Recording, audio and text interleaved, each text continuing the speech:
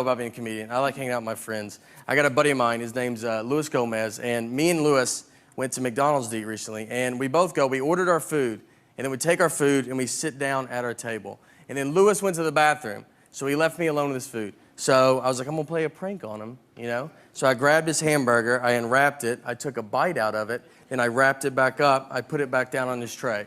So that's my big prank. Like when he comes back and opens his burger, I'll just be like, dude, did they eat your burger before they gave it to you? That's crazy, right? Is that crazy? It's a ridiculous prank. It's dumb, it's harmless, it should never leave the table. What should happen is Luis should just come back, he should open his burger, and his first reaction should be to look at his best friend he's sitting with, who, by the way, also dabbles in comedy. And just be like, hey, I just wanted to run this by you before I unexpectedly go freak out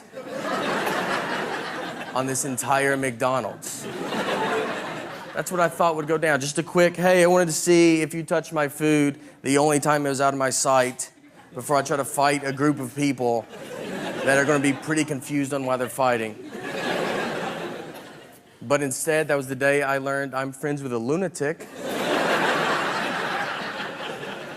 And a guy comfortable fighting McDonald's employees because he opened his burger and he could not have ignored me quicker. Like, didn't even kind of looked at him so, he looked like he expected them to do it, like it's happened before.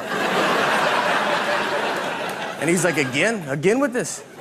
He starts screaming at all. He's like, someone ate my burger? How about I'll fight all of you till I find out who ate my burger?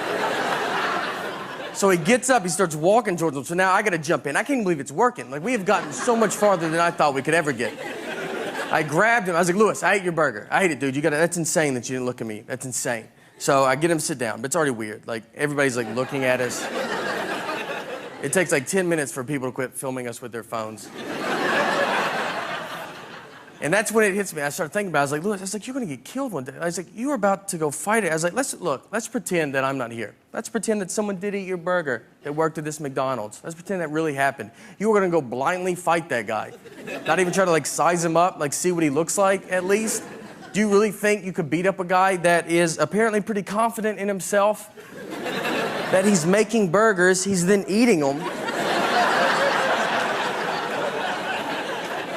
He's just sending them out to whoever. You don't think that guy's probably the greatest fighter of all time? I honestly think you'd walk to that McDonald's counter and be like, hey, who ate my burger? And all the McDonald's employees would just part ways. Because they know exactly who you're talking about. And in the very back of McDonald's, you see a guy standing there cracking his neck.